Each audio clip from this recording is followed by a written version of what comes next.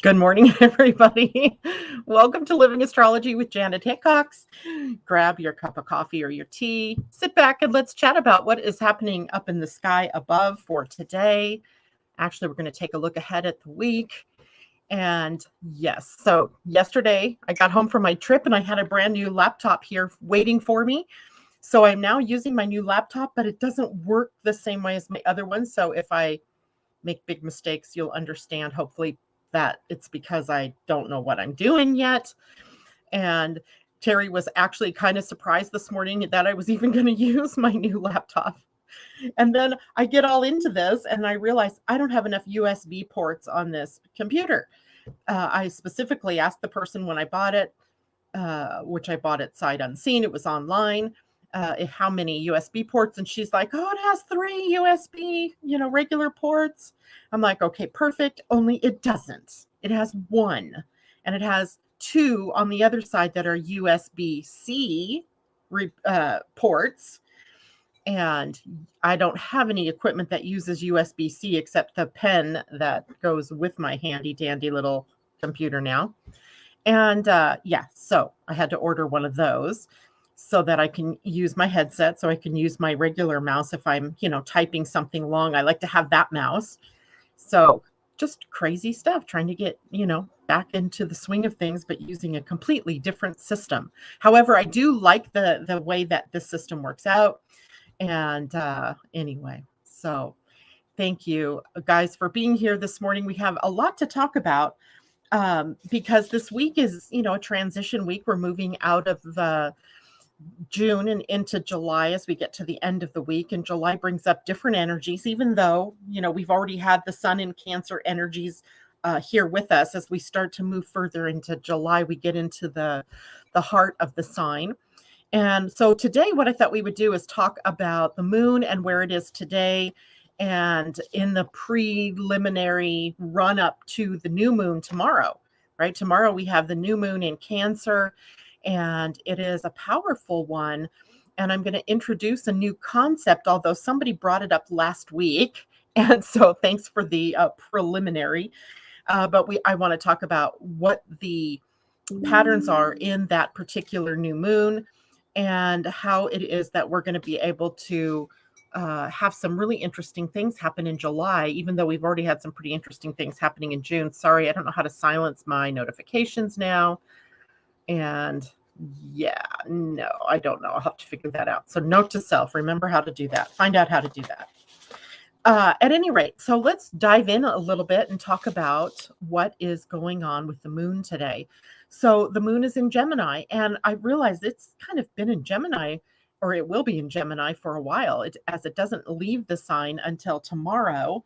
And it doesn't leave the sign until, let's see, tomorrow at, it looks like, oh, that's the wrong week. It looks like 4:54 a.m. Pacific time. So 7:54 a.m. tomorrow morning, the moon will shift out of the sign of Gemini and into Cancer, and preparing for its new phase, which will only be just a few hours later. So we have smaller amount of time for us to really consider what it is that we want for intention setting, even though you could be doing that now, right? Looking ahead, what is it that you want to set up for yourself? What kind of intentions do you want to place? As the new moon is always the time for new beginnings, it takes us into new territory. So be thinking about that. In the meantime, today the moon in Gemini is making a conjunction to Mercury, its ruling sign.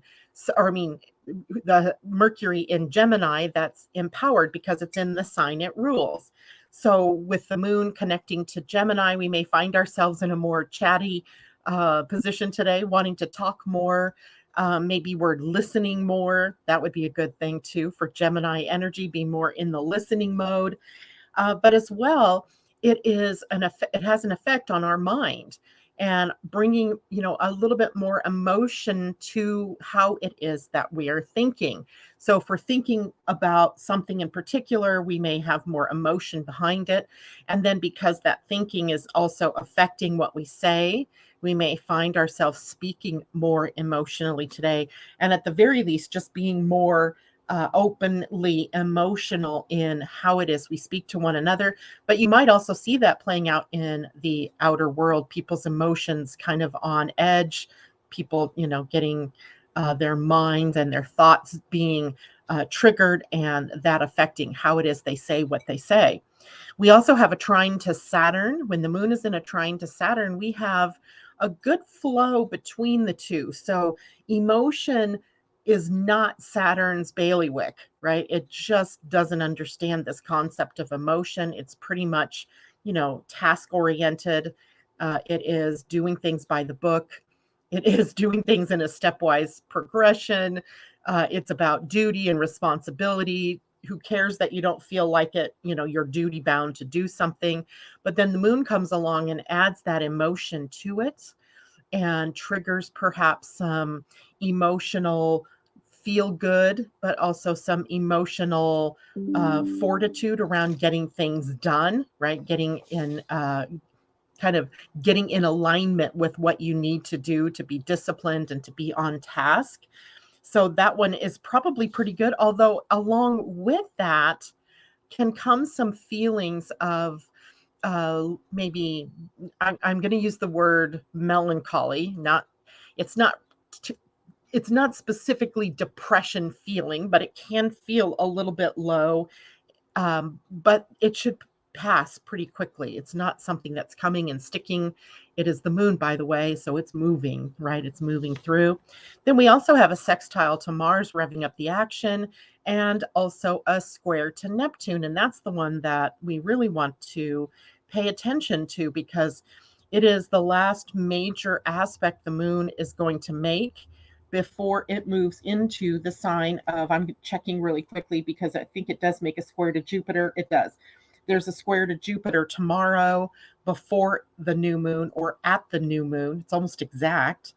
But the last major aspect before we move into the sign, the moon moves into the sign of Cancer. And as well, today, Neptune is moving into retrograde. So I want to talk about that. First, let's say good morning to people that are popping in here. I see Debbie Tibbetts-Tumiel. Good morning to you. And Susie Gemini, J-Lo, and awesome Tanya. Hello to you. And Kajella, good morning. Christine Buckingham says good morning all day. Dalen, you were with us. That's awesome. Looking forward to good positive energy this forthcoming moon cycle. Hopefully I'll even find the keys for my motorcycle. Oh, heavens, you lost those. That's not fun. Hopefully you can find a spare or get a spare. So if it ever happens again, you will have it. All right. So let's take a look a little bit now at Neptune. So in your chart, look for Pisces, because Pisces is where Neptune is sitting. And right now, today he is at, let's see, what is his exact this moment? He should be so close to where he changes. 25 degrees, 27 minutes. Oh, let's see, that's tomorrow when he starts at the new moon. And today he's at 25 degrees, 27 minutes. So he's virtually at a standstill right now. And wherever that is in your chart is where this information that I'm going to give you next is really going to play out. In the chart of the day here, it is playing out in the 9th house. So the information about Neptune in retrograde would apply to the 9th house, which is the house of increasing our perspective, our point of view. Yes, I see you, Kitty. I see you. And also, a place of broadening our horizons. So the 9th house looking at the bigger picture, and Neptune in retrograde happening in that particular house of this chart. So it's also happening in a house in your own chart. So this is where you want to look to where might I be involved with some of these things that I'm going to tell you about Neptune retrograde. So for one thing, I always like it when Neptune is retrograde. Everything seems, well, first it's pumping up our sensitivity to all things psychic, all things emotional, all things unseen, right? It really helps us tap into more vivid dreams. And, those are some of the positive expressions of Neptune in retrograde. We sort of get into our more spiritual selves and more into our ability to tap into intuition or to our higher self. So from June 28th, today or tomorrow morning, until we get into December 3rd, we're going to have this heightened opportunity to tap into our higher selves or to our spiritual self. Now, this is also, remember, Neptune is a planet that also creates a higher connection, if you will, to our imagination and to our creativity. So when it moves inward, and that's what a retrograde does, right? It moves the planet's focus inward. We may have more access to our creative energies, to our imagination. So, it's a great time for us to choose to tap into our higher self, but also into our more creative and imaginal self. So being able to see things, even if it is not in the real world yet, right? Because this is dealing in the etheric plane. This is a great time for healing work for everyone.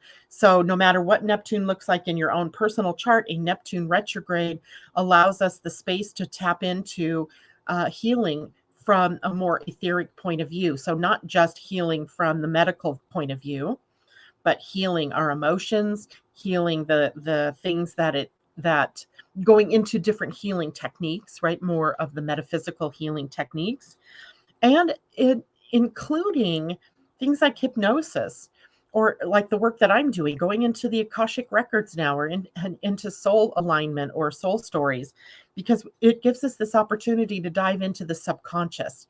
And the subconscious mind, of course, holding the patterns of all of your thought processes, all of the actions that you've taken, all of the experiences that you've had, and the patterns that develop in response to those things that have happened in your life. So dive into the subconscious. Perhaps it's time to set up some healing and any kind of healing that would access the higher planes, right? Or access our subconscious mind. And it is a great time for us to explore our spirituality, exploring our quest or questioning our beliefs. Why do we have things? Why are things happening the way they're happening? And how does that apply to what I believe, right? In my belief system, I might need to question the things that I see. I might need to question the things that I've always taken for granted, and find myself at this particular time being able to tap into the depths, right? I saw a lot of different articles this weekend, and I didn't get a chance to read them because I wasn't home. But as I was sort of scrolling through different articles and things like that on different, places where I get stories from, there was a lot of, people of the metaphysical world looking at the meaning of some of the things that are happening in our world, in the USA, with the Supreme Court coming down with a lot of different rulings that just make me go and make a lot of people do that, and yet knowing that there's got to be a bigger picture behind it. What is the bigger picture? And so I saw a lot of articles like that. And I think we're probably going to get this period of time where a lot of people are going to be digging into the depths of things that are happening, both in their own personal lives, right? The meaning of life, if you will, but also the meaning of some of the bigger things that are going on. And how does it play out in our bigger, grander scheme of things? And just by sheer happenstance yesterday, I ended up in an article about COVID, and from a spiritual point of view, and how COVID has set the stage for a lot of changes within us, an evolution, right? An evolutionary change, whether it's because of the virus itself or whether it was because of the vaccines and the mutations that are occurring because of it, and how it is altering our perception of who we are. And with the idea of it leading us into a more spiritual point of view, which I found fascinating. I just found that whole article fascinating. And it was coming from the point of view of metaphysics and human design, where the gate 44 in our human design, which sits on the spleen center. And the spleen center being the center for survival, for thriving or flourishing versus just plain old survival, for intuition, for health and our immunity. And Ra had at one point said that in human design, pandemics begin when the sun is in the gate 44 in line 4. So 444. And that takes us back to mid to late November 2019, just before we started really hearing all about COVID in the news. But the point is that the gate 44, where pandemics would start, is a gate that links us to the baggage of the past.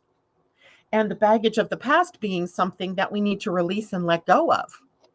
And so pandemics, what they do then seems to shake us up and tap us more into what are the blessings in our lives, what are the blessings, and where are we now in terms of, how are things better now than they were before. So it moves us away from the past and pushes us into a future, or at least allows us to live more in integrity, as the 44 connects up to the 26, which is the gate of integrity. And there's lots of types of integrity, or, there's the physical integrity, the boundaries that keep us within our body, right? So the skin, the body itself. There is our moral integrity, if you will, or our ethical integrity. And so we have these different types of integrity that get triggered because this little tiny, virus, right? So it brings up all of these different ethics and so forth.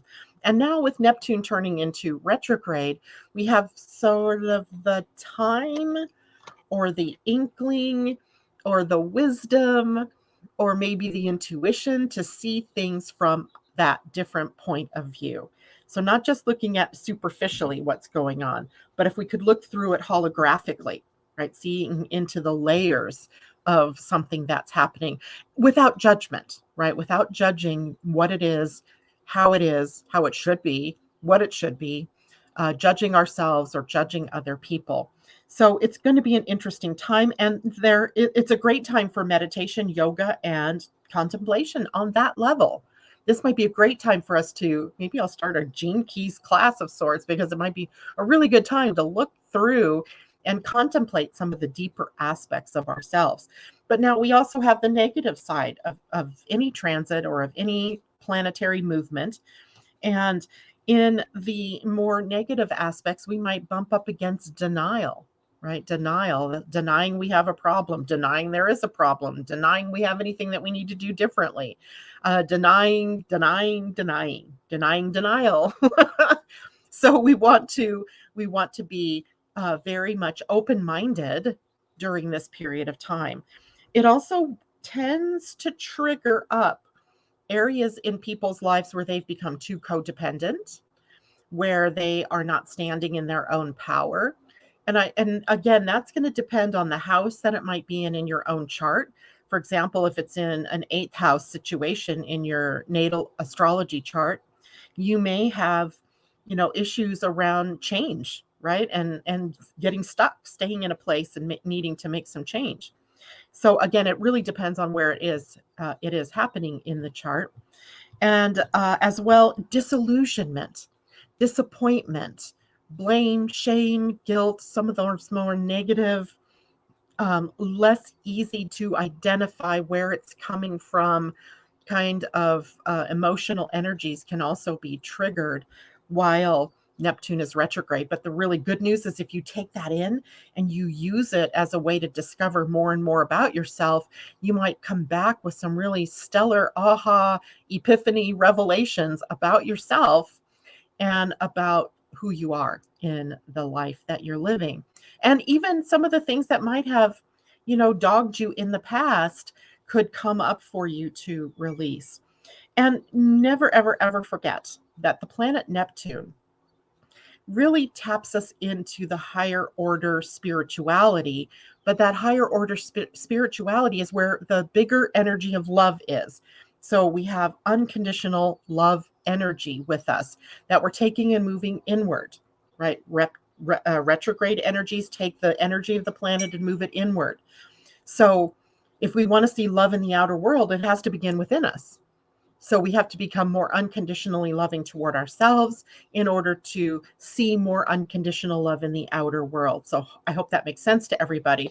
So there's nothing that there's nobody out there. The blame, the shame, the guilt that might come up if we're in the negative is only a projection of something going on within us, right? Inside here, where we are in some ways needing to work through whatever it is that's triggered that feeling of guilt or shame or bitterness, or you name it, right? Some of those harder to pin down sort of energies. But all in all, to me, this is going to be a really good time. If you want to know the degrees that Neptune is retrograding through, he is at 25 degrees, 37 minutes, and he will retrograde back to 22 degrees, 39 minutes. So literally only about 3 degrees that he moves through, because he's far out there. He moves slowly. So no big moves with this Neptune retrograde.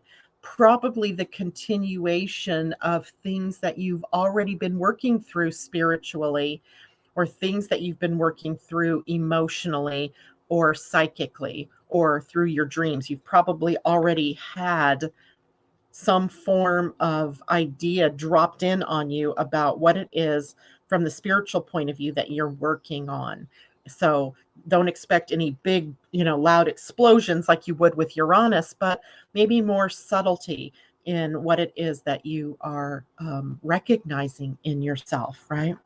So I like that one. I really like that one. So I want to look over here. Sorry, my screen is weird to me today. Christine Buckingham, no questions there. Okay. Duo Dame, hello. Seems to be lots of water-related things coming to the surface. Definitely, definitely. J-Lo, I have my Radiance, SQ, UC, Mercury, and Lilith. Lots going on. I have to be still to listen. And that is, another key lesson for all of us, I think, to learn during, especially a Neptune retrograde, is to listen to the voice within, right? The still small voice. It's very quiet. And we have to become very quiet in the physical so that we can really hear more clearly what's going on from the internal world. And that's why we say it's a really good time for meditation or for things like yoga or contemplation, where it's time to get still, and be more in that quiet space. The date, somebody saying about dragonflies, I detangled from a spider web and he flew away quickly. Signs from the universe. Very powerful signs. Susie says, good morning, Amanda. Jay, it's good to see you out there. So I think all of us can understand then that this is going to be a pretty powerful time. And I want to check something really quickly, because I don't think Neptune is making a move out of any of our human design gates anytime soon. So Neptune has been sitting at the gate 36, and he will stay in 36, I think, all the way through Neptune. Neptune, where are you? Yep, there. And Neptune there. And it's December, so keep looking. Yeah, Neptune is pretty much going to stay in the gate 36 the entire time of his retrograde, and even into next year. How's that, right? We have one gate with this planet to deal with, but it's a big one, right? The gate 36 is on the emotional center. So it's at the top right corner of the emotional solar plexus. It's leading up to the throat. In fact, it finds direct access to the throat if you have gate 35 defined at all, right? So if you have a hanging gate 35, or if even you have the entire 35-36 channel defined, now you have this Neptune energy, but it's been sitting there, right? It's been there for a while. And now you have more internalized restlessness, more internalized boredom, or more internalized crises going on. So it makes me wonder about people, and depending on where you are in your life cycle, about things like dark nights of the soul, right? Where we have this sort of crisis feel in our emotions, and literally a Saturn return.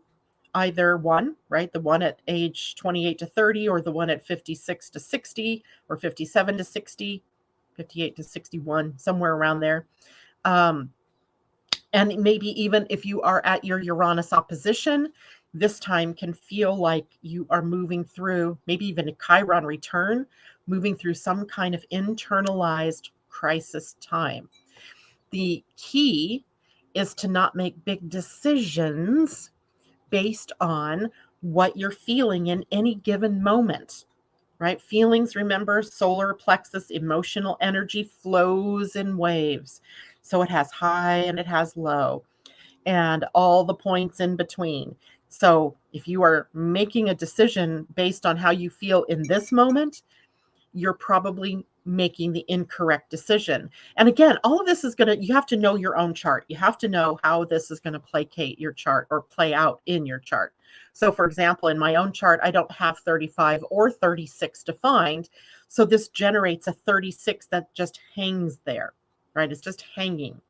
And as the moon might come through and hit on gate 35 or any other planet that's going to go through the gate 35, then it will make that connection. But it could also be that you have the hanging gate 35 up at the throat center. And now with Neptune being at 36, you've had this long-term expression of increasing your spiritual awareness. And now what for you is going to happen is this moves more inward, right? And maybe dredges up the places that are hidden within you that have been in resonance with or out of resonance with the truth of who you are. So we may all be feeling certain things coming up, but based on your human design, it could create more of a turbulence or crisis kind of feeling for you than others. Don't buy into the crisis feeling, right? Observe it, be detached a bit, step back or unattached. Step back and be able to ask questions like, what does this mean for me? What does this remind me of? When else in my life have I experienced this? What was the trigger for this feeling or this emotion? So ask the questions. Don't buy into reacting to the emotion, right? You are not your emotions. You are not your thoughts. So you don't have to become them just because you thought them or because you feel them. Do you feel me? Do you understand that? So, and I hear from a lot of people all the time who are so worried about what they're here to do, who they're here to be, what do I do, where do I go? And literally all you have to do is slow down and listen to your inner self. And I always tell people, I ask people this question all the time. What do you want? Right? You're not a victim in this life. You are not sitting in this vehicle being driven at, some whim of some, characters out there in the universe. You always have the free will. You always have choice as to how you're going to respond to anything that crops up in your life, even if it's a crisis, right? You always have that choice. So instead of asking questions that make it sound like you don't know who you are, ask deeper questions. What do I really want? What do I want out of my life? What makes me happy? Where do I find joy? Remember, this is still, this week until we get to, the week doesn't change until, oh, funny, the sun is going to be at gate 35. No, that was earlier in the year or in the month. That's June. July, we're going to be at the gates 39 and 38 starting July 1st. So through the end of this month. So what day is that going to be? Thursday? So through Thursday, we are still in the gates of joy, where the earth is teaching us about where does bliss live, what makes us happy, and the gate of stillness, right? The sun at 52, which is a gate that reminds us to be still, to not allow stress to take over. I can guarantee you that when we start, that stress begins for us in the mind, and the mind's thinking things that can create emotional reactions or an emotional response. But I always ask people, who's thinking your thoughts, right? Who's thinking your thoughts? And if you think it is someone else out there, some magical being or some, other part of yourself thinking your thoughts, you're wrong. It's you, right? And if you're thinking your thoughts, you can choose to think other thoughts. Choose to be in possibility thinking. Right? Choose to look at the potential. What else could happen? How else might this be? What other new solutions? How else might this be solved? um, you're the one, right? I can't come along and tell you to think differently or to tell you what to think. That has to come from within you.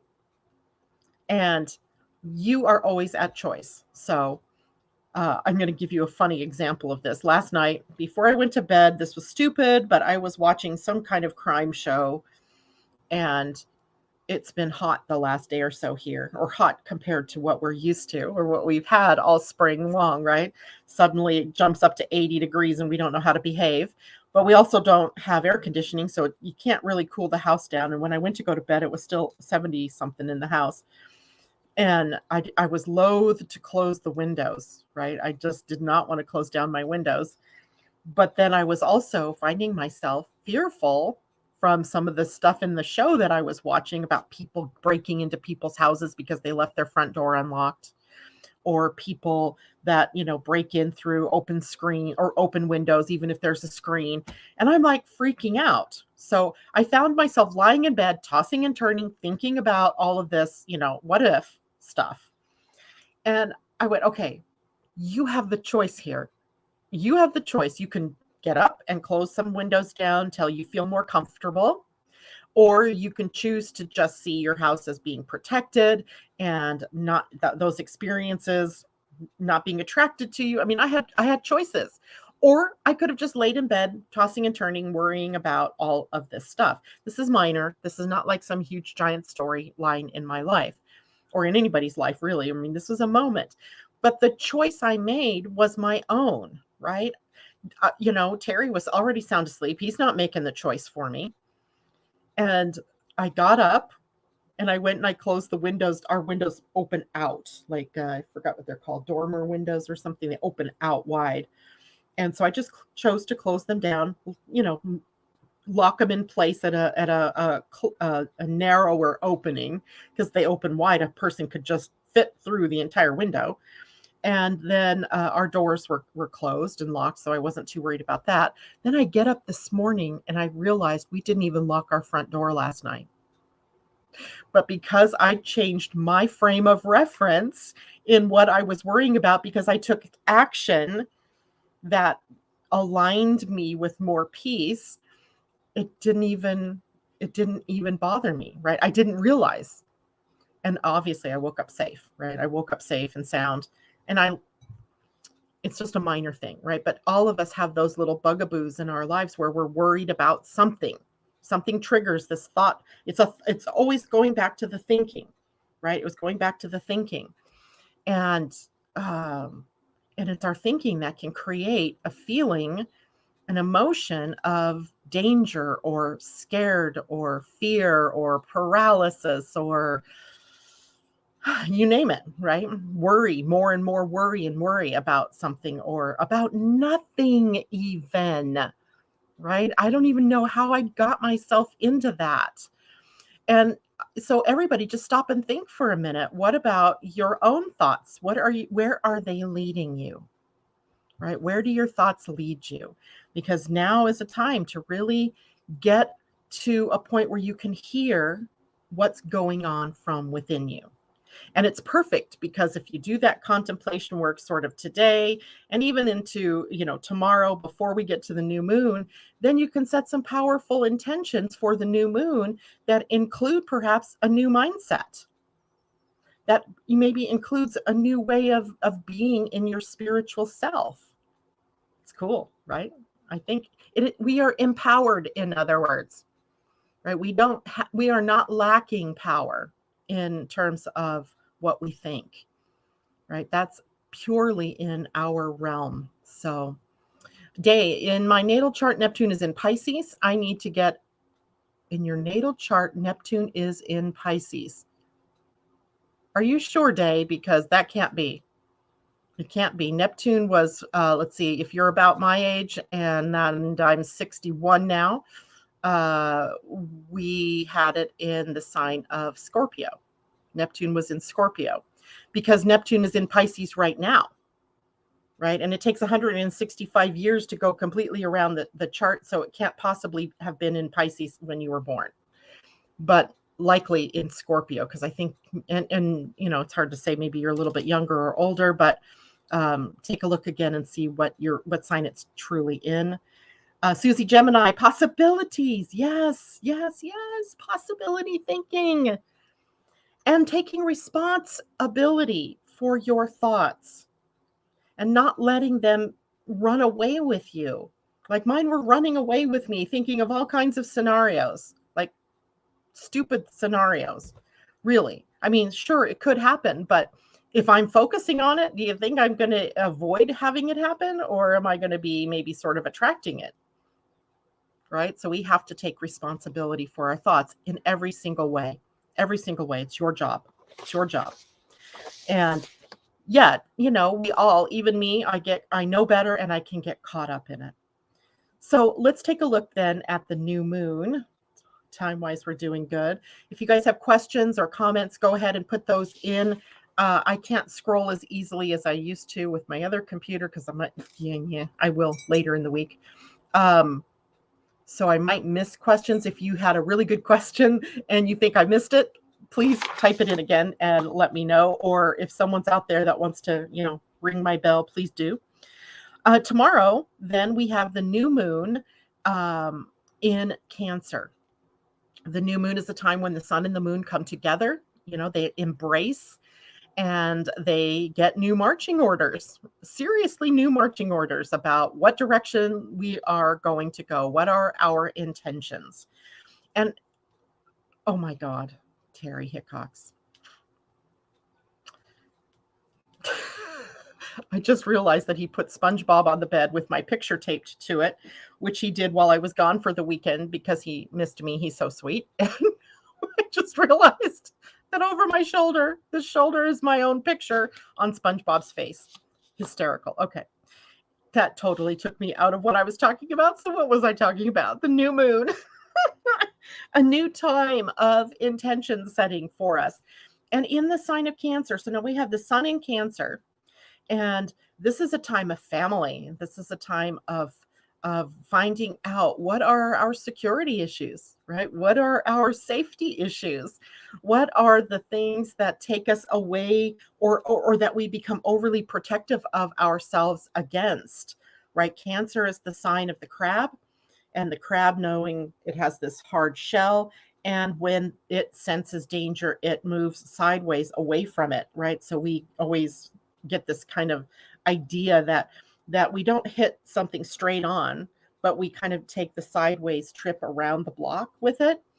And it is a sign of family and tradition. It brings us to our roots, right? Cancer is the sign of our roots and the roots of our genetics, the roots of our heritage, our family lineages. So we have the sun in a very powerful place to help us create a new basis of who we are, a new foundation, to put down roots in a different way, to put down new roots, stronger roots, right? We have that that as part of our experience. And when we bring the moon into it, the moon is the ruler of the sign of Cancer. So this makes this a very powerful new moon. Every year when we have a new moon in Cancer, it's a powerful time. And in our human design, what we see at the summer solstice, which was just, a week ago. And so the new moon really cements in the energy of the solstice. That was a week ago in this case. We have this opportunity to move through a new combination of the gates of love in our human design. So at the summer solstice, we have the sun at the gate 15 and the earth at the gate 10. So that brings us into more compassion for our fellow human beings, but also more love for ourselves. And the recognition that if we don't love ourselves, then we don't effectively love others. And if we're harshly judging ourselves, which is a totally unloving thing to do, then we are also going to have trouble seeing love in the outer world, or being non-judgmental, or being we might even find ourselves at the receiving end of other people's judgments. So we get this opportunity to tweak, right? To tweak ourselves toward more love, right? Toward more love for our fellow human beings and more love towards ourselves. That always is what the summer solstice brings us to. It's like regular clockwork, right? The summer solstice in the northern hemisphere and the winter solstice for those of you in the southern hemisphere. But it's the same energy, and it's the energy of bringing in more and more love, compassion for others, and also that same love and compassion toward oneself. So now we get to this new moon time, and we can set powerful intentions that help us align with a more loving energy towards ourselves and towards our fellow human beings. Now, this happens to be a pretty interesting new moon, as there is a pattern. Somebody, and I was trying to remember before I got on here this morning who it was that brought up a kind of a different triangle. We call it a wedge sometimes in astrology. But they're different shapes of triangles that bring us in a different energy. Well, one pops up in this new moon, and it's a learning triangle, if you will. And I'm going to show a picture of it here. This is what it would look like. And this is between the planet, the new moon right here, right? We have the new moon, and that's because we have the sun and the moon in a conjunction. And that being in a square to Jupiter, I did not have a red highlighter nor a red pen, so orange it is. And then a sextile between Jupiter and Venus over here, and then a semi-sextile between the new moon and Venus over here. So we have this wedge-looking combination of aspects that turn into a pattern. And this is what we call a learning triangle. And it's the square is the polarized part. So what we're learning is, how are we going to find new solutions? Literally, that's what this is all about, right? We're presented with a problem or with something that is polarized in our own lives, but also in the world, right? There's a polarized feeling between Jupiter and the new moon, right? Square brings up the tension of, and almost highlights where it is we have challenges. And the challenge between Jupiter, who wants to grow and expand and move into new territory, as he's sitting in the sign of Aries, right? Wants more independence, wants more boldness, wants that new, what the progressive, if you will, or the forward movement. And then we have the new moon in Cancer. Cancer is a sign of protection, a sign that always chooses, it seems, from a sense of security. What's going to keep me secure? And what's going to, make me have this solid foundation, right? It's the opposite sign of Capricorn.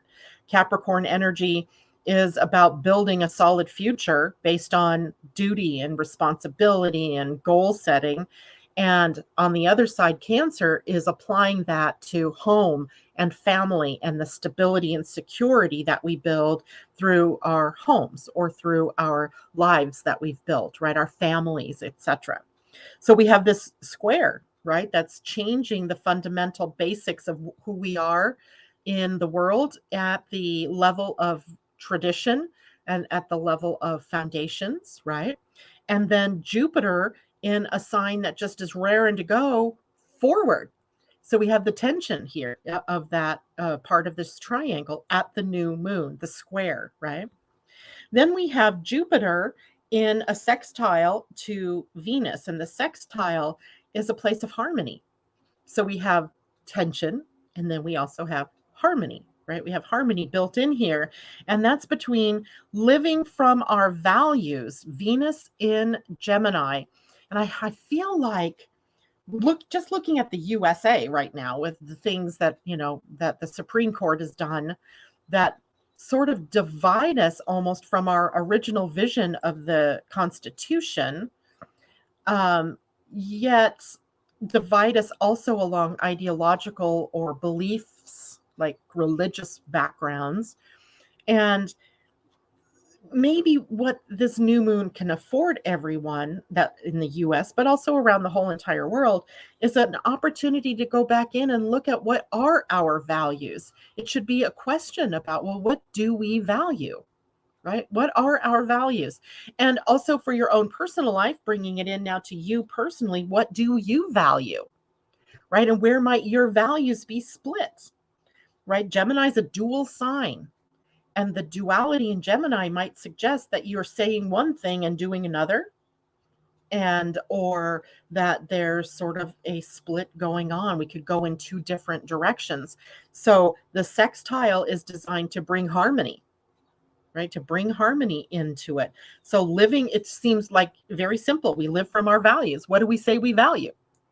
And then we live by those values, and then Jupiter giving us the path forward to take those values and put them out into the world and live by them. And then we have the little green part here. This is a semi-sextile. Let's see right here. This part here, that's a semi-sextile, which is a 30-degree angle, also at 7 degrees. So, the 7-degree Gemini Venus with the 7-degree Cancer new moon. So we have a semi-sextile, which is where we have to escape from black and white thinking. We have to escape the idea of there's only one way or the other, right? There are many possibilities. There are many ways to find a solution. So the semi-sextile, which has been big all year long, right? All the outer planets seem to be in a semi-sextile. At one point we had in the sky, we could see it, right? With all of the planets in that alignment from last Friday. I still saw them this morning, just not the moon. And so it seems like there are a lot of things for us to have to solve. And in order to solve them, we have to get out of the duality of only one way or the other, black or white. There always has to be the color, right? The color in between.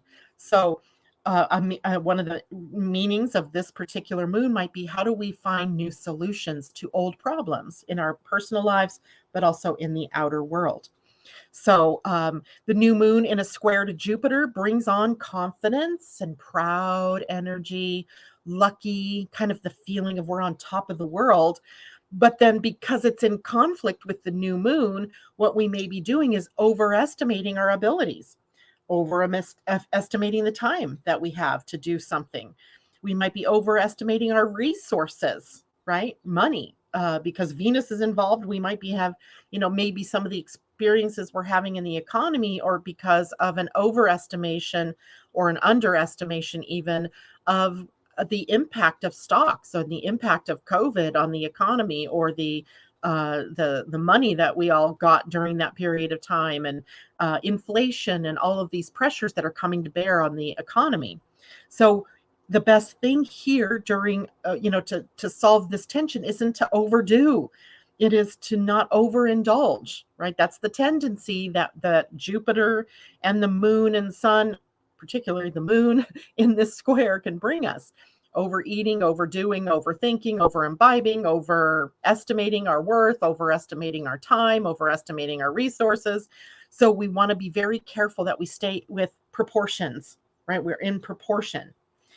And then the new moon in the sextile to Venus, or semi-sextile to Venus, is bringing up a very more loving and affectionate side of ourselves, right? There is that part that gets brought up. And remember, we were already talking about the season itself brings us into the love of one another, but also the love of ourselves.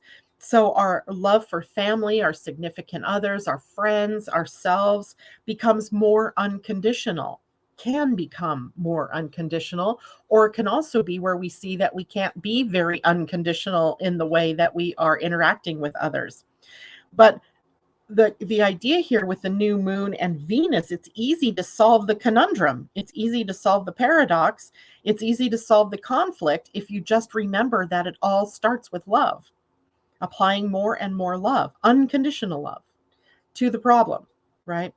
And then maybe we can be more amicable. We can be more solutions oriented. We can be less argumentative and less, willing to, or less caught up in that black and white thinking. This is why this is called a learning triangle.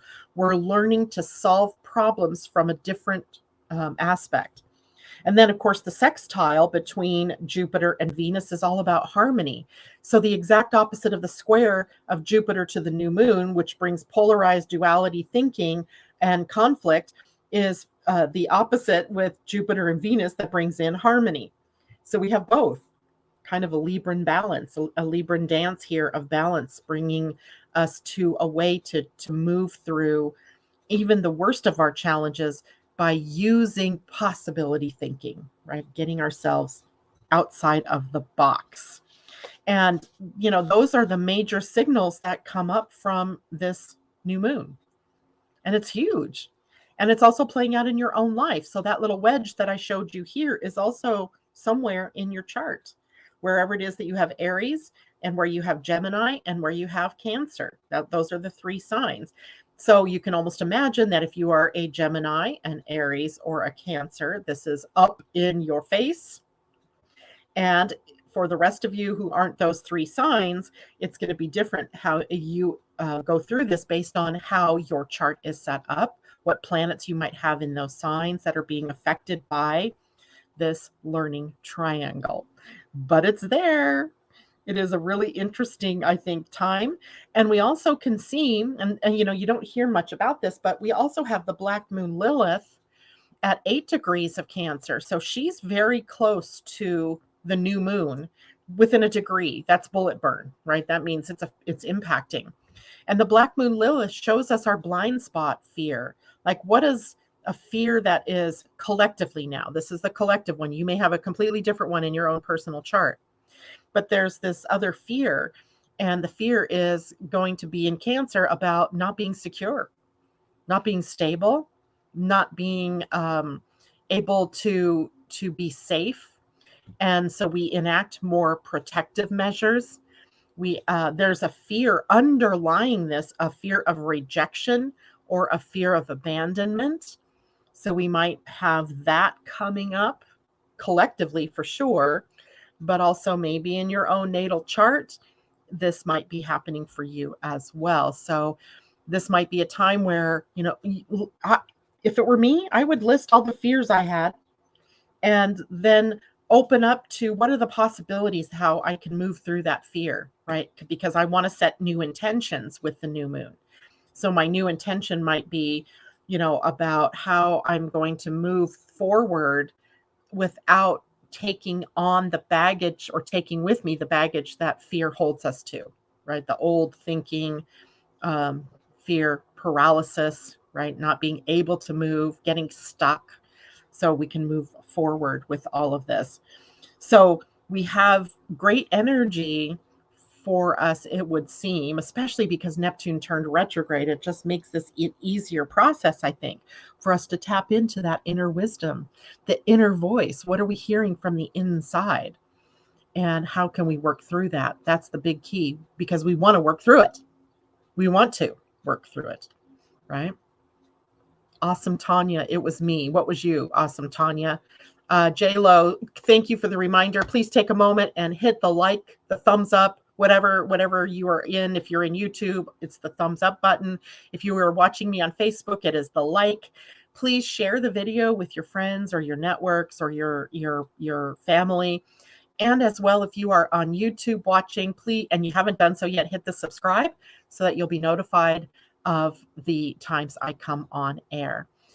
Kathleen, good morning to you. She says, thank you for this very powerful explanation of the new moon energies. Amanda J, 12th, 2nd, and 3rd houses. Perfect. Now, I don't know what that configuration is. What's in your 12th house would be where the fear is. Where's the unconscious pattern or fear that is holding you back from 2nd house, prosperity, 3rd house, being able to get your message out to the world or live according to the mind in a positive way. So it's mind oriented, it's fear oriented, and it's prosperity oriented in your particular chart. Depending, of course, where it begins, right? So what's in your 12th house and what planet is transiting there. So that will make it color in a little bit as well.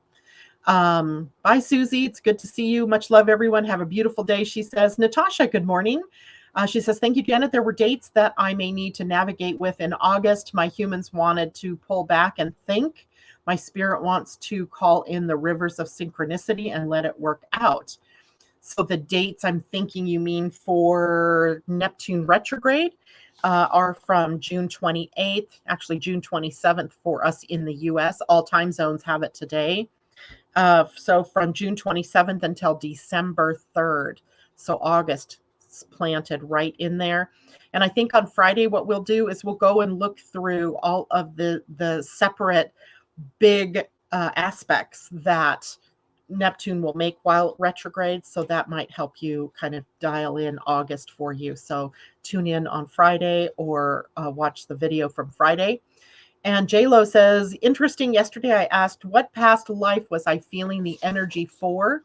Then used the Doreen Virtue past life cards and orphan came up. Interesting. Yeah, interesting. That's interesting. So on Friday, when you and I do your soul realignment, JLo, I think I know exactly where that came from. Christine Buckingham, BML, Black Moon Lilith, 12th house Aries. Black Moon Lilith in the 12th house. So that's your natal Black Moon Lilith in Aries. So there's a fear there of standing up for yourself, right? Of standing on your own 2 feet, of going it alone even. You may feel like you need a partner or you need other people with you in order to do anything. So as you're moving through the shadow, it might be the shadow of loneliness, or the shadow of maybe you've been abandoned in some ways. So that might be the fear that comes up there. Amanda J, 12th Aries. Okay, so you have Jupiter in your 12th house, Amanda, with Chiron there as well. And then the second house is where Gemini is. So that's where your sextile is. So that pretty clearly says that once you get beyond the fear, then it's going to impact positively your prosperity. Your own values might be the key to helping you unlock that, right? Living from your own values, seeing your own self-worth, your own self-esteem. And then Cancer in the 3rd house. So being able to care for others, to be able to speak in a caring way to others, to be able to teach or to learn or to communicate with more love and more caring in the way that you speak of yourself, but also of others. And let's see, Natasha, dates are for flying out to do business in California. Then someone said they were having surgery and I want to help in Florida. Yeah, kind of being pulled in different directions, it sounds like, Natasha.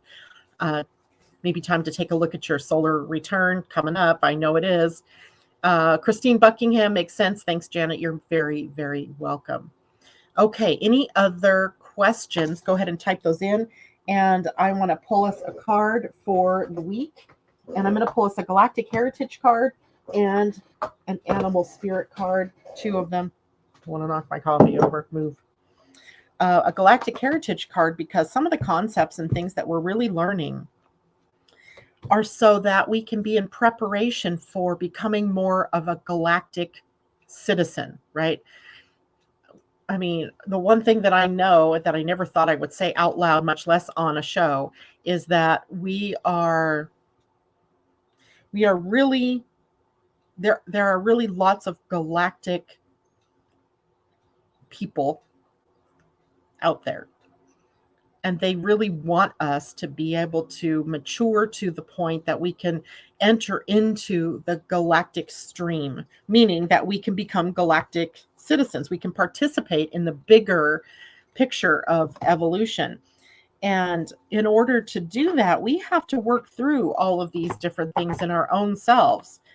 The last thing a galactic citizenry would want is a group, a planet who can't, find peace within themselves. We can't get along with each other if we're afraid of one another or having racial divides or, gender divides.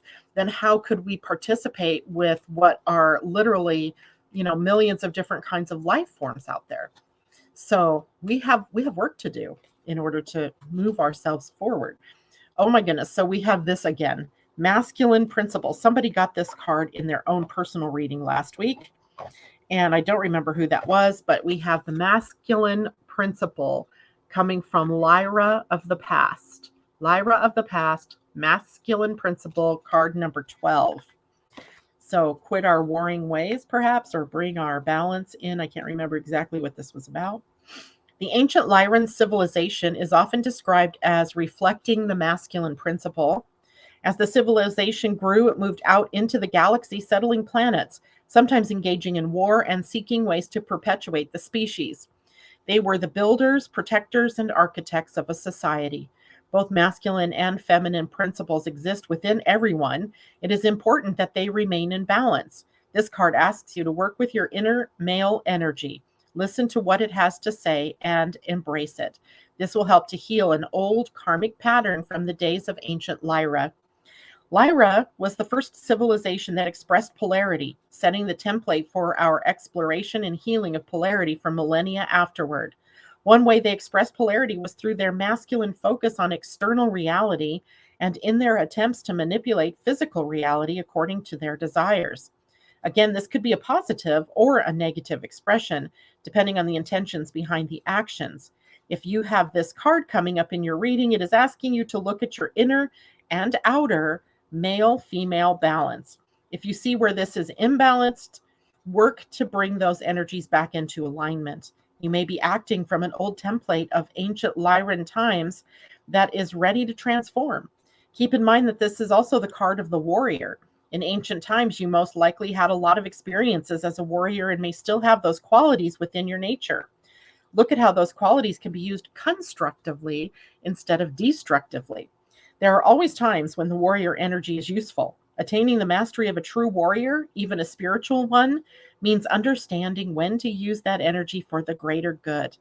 If you need inspiration about what that really means, look to the ancient text of the Bhagavad Gita and the teachings given to the warrior Arjuna by the great king being Krishna.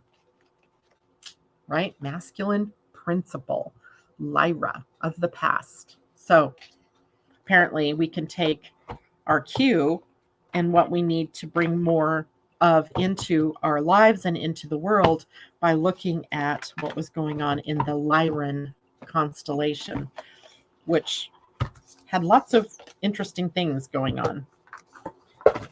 Okay, so now let's choose an animal card.